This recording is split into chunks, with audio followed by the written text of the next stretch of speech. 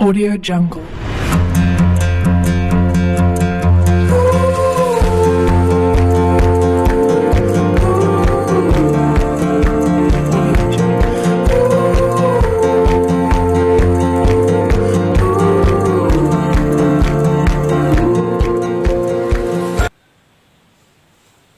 Assalamualaikum warahmatullahi wabarakatuh.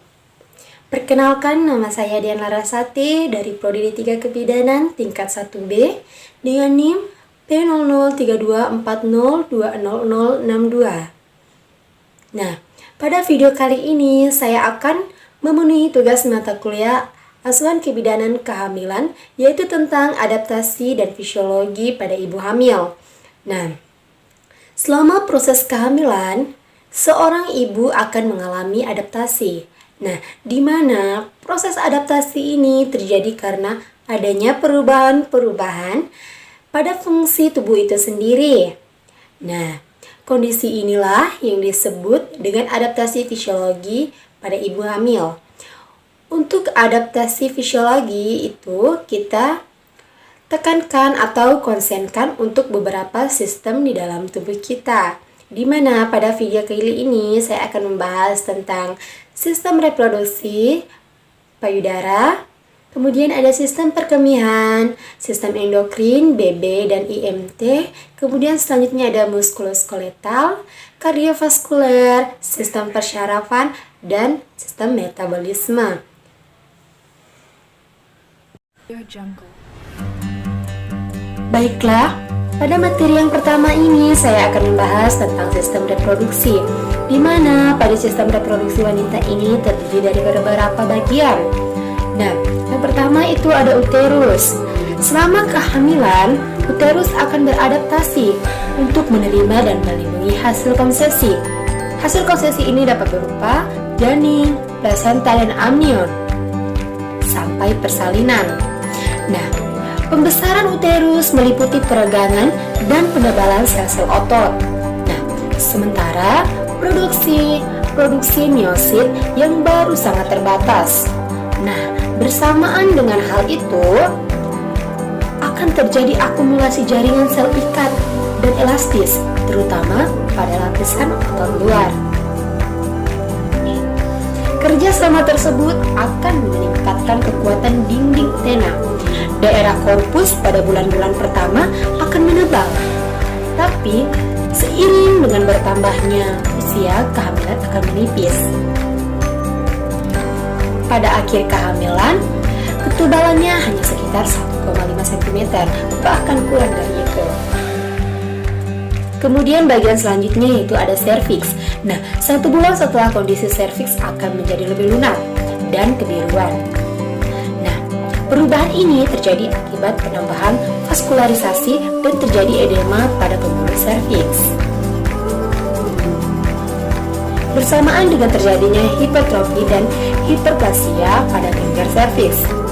Nah, serviks ini merupakan organ yang kompleks dan heterogen yang mengalami perubahan yang luar biasa selama kehamilan dan persalinan.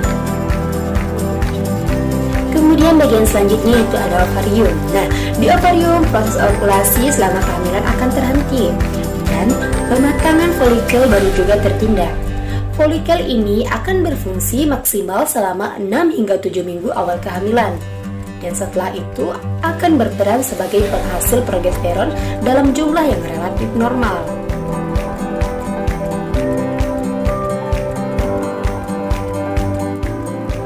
Bagian selanjutnya yaitu ada vagina dan perineum. Nah, selama kehamilan peningkatan vaskulisasi dan hyperemia terlihat jelas pada kulit dan otot-otot di perineum dan vulva. Nah, sehingga vagina akan terlihat berwarna keunguan. Perubahan ini meliputi lapisan mukosa dan hilangnya sejumlah jaringan ikat dan hipertrofi pada sel-sel otot polos. Dinding vagina mengalami banyak perubahan yang merupakan persiapan untuk mengalami peregangan pada saat persalinan. Nah, dengan meningkatnya ketebalan mukosa, kemudian mengendornya jaringan ikat dan hipertrofi sel otot polos. Kemudian kita beranjak pada materi selanjutnya yaitu tentang payudara.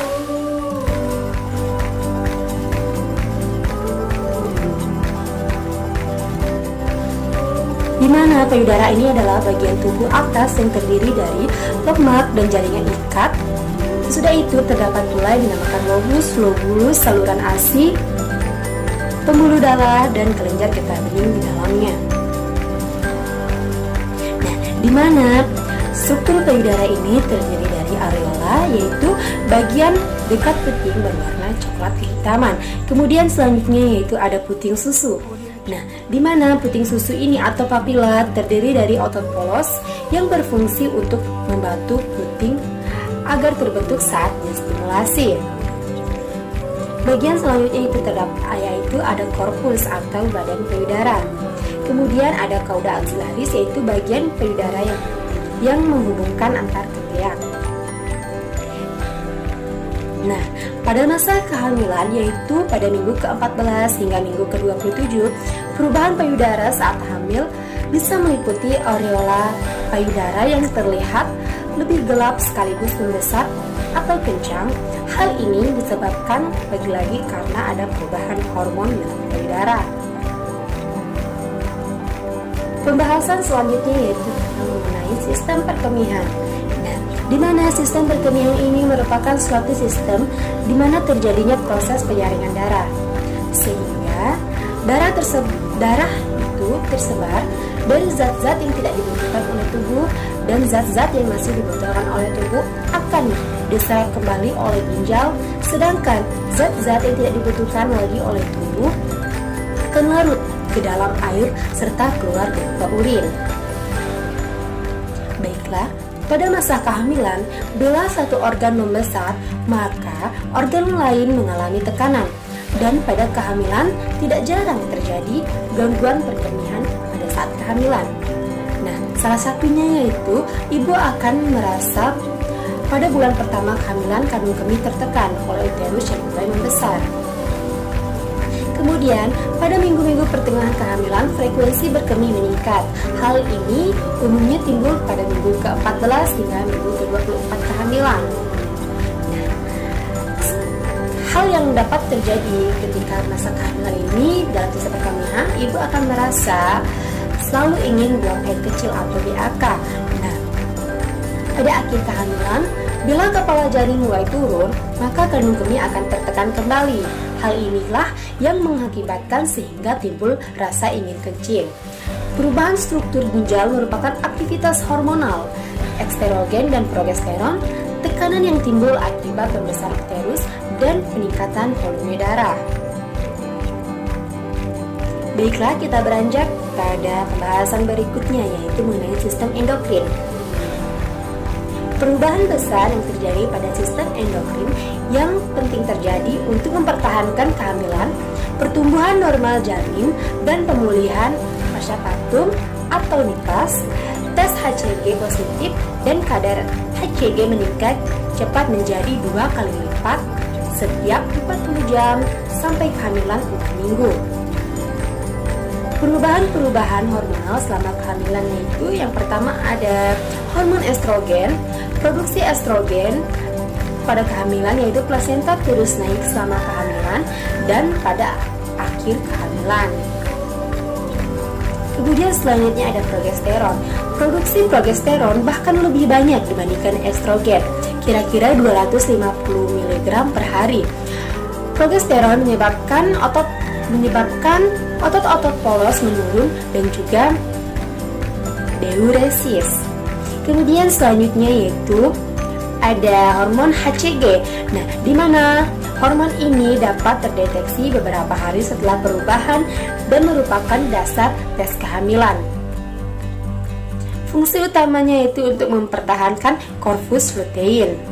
Kemudian selanjutnya yaitu ada human placenta lactogen atau HPL.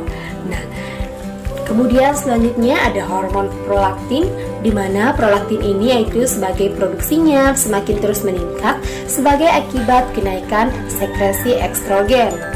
Kemudian yang selanjutnya ada hormon toksin. Nah, di mana terjadi peningkatan vaskularilisasi. Nah, selanjutnya ada hormon insulin. Nah, di mana hormon insulin ini terjadi peningkatan sebagai akibat estrogen, progesteron, dan HPL. Pembahasan selanjutnya yaitu mengenai BB dan IMT atau indeks massa tubuh. Nah, dalam masa kehamilan, berat badan terutama pasti mengalami pertambahan berat badan sama hamil merupakan hal yang normal. Nah, angka IMT atau indeks massa tubuh diperoleh dari membagi berat badan dalam satuan kilogram dengan tinggi tubuh dalam satuan meter kuadrat. Ya, dalam kehamilan ketika mengalami pertambahan berat badan itu adalah merupakan suatu hal yang normal. Baiklah, materi yang selanjutnya adalah muskuloskeletal. Nah, muskuloskeletal merupakan penunjang bentuk-bentuk tubuh dan bertanggung jawab terhadap pergerakan, di mana muskuler itu atau otot yang terdiri dari otot, tendon, dan ligamen. Kemudian skeletal itu merupakan rangka yang berupa tulang dan sendi. Perubahan muskuletal yang terjadi pada masa kehamilan yaitu perubahan sistem ini terjadi pada saat umur kehamilan semakin bertambah. Nah, adaptasi ini mencakupi peningkatan berat badan, bergesernya pusat akibat pembesaran rahim, relaksasi, dan mobilitas. Nah, baiklah kita beranjak pada pembahasan yang selanjutnya yaitu mengenai kardiovaskuler.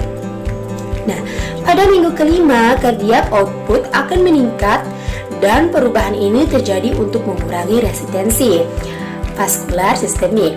Selain itu terjadi peningkatan denyut jantung. Nah, antara minggu ke-10 dan 20 terjadi peningkatan volume plasma. Nah, fenomena vertikal selama kehamilan dipengaruhi oleh penurunan resistensi vaskular sistemik dan perubahan pada aliran pupasi arterial. Kemudian pembahasan selanjutnya yaitu mengenai sistem persyarafan. Sistem persyarafan adalah salah satu organ yang menyelenggarakan kerjasama yang rapi dalam organisasi dan koordinasi kegiatan tubuh. Nah, bagaimana sistem perubahan syaraf pada ibu hamil? Nah, perubahan fisiologis spesifik akibat kehamilan dapat terjadi timbul neuron muskular sebagai berikut. Nah, yang pertama ada kompresi saraf panggul atau stasis vaskular akibat pembesaran uterus. Kemudian yang kedua ada lordosis dorsolumbar dapat menyebabkan nyeri akibat tarikan pada saraf. Kemudian selanjutnya ada edema yang melibatkan syaraf perifer. Nah, di sini saya akan membahas perubahan persyarafan pada trimester 1, 2, dan 3. Apa sajakah itu? Mari kita simak bersama. Nah, pada trimester 1, perubahan yang terjadi yaitu persepsi bau dan rasa erat kaitannya dan penurunan sensitivitas bau. Nah, kemudian selanjutnya pada trimester 1 ini mungkin akan terasa ada perasaan pusing. Kemudian selanjutnya ibu hamil mengalami kesulitan untuk tidur, tidak seperti biasanya. Kemudian pada trimester 2 yaitu terjadinya nyeri kepala dan ibu merasa lemas. Pada trimester 3 yaitu terjadinya lordosis. Lordosis dapat menyebabkan nyeri. Kemudian ibu hamil akan merasa sering kesemutan.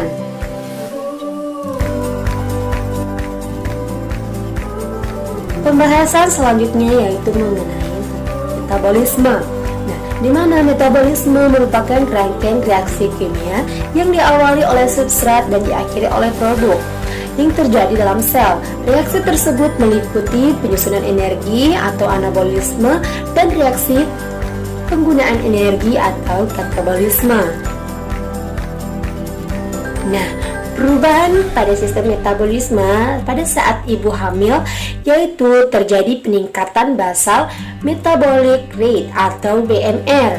Nah, dan meningkat sekitar 15 hingga 20% pada trimester ketiga. Nah, sekresi hormon seperti hormon pitocin, hormon korteks adrenal, dan hormon seks juga mengalami peningkatan pada ibu hamil. Nah, sehingga pada proses kehamilan, sistem metabolisme itu bekerja sehingga menghasilkan hormon-hormon seperti tiptosin, hormon korteks adrenal, dan hormon seks mengalami peningkatan lebih pada saat proses kehamilan dibandingkan tidak mengalami proses kehamilan.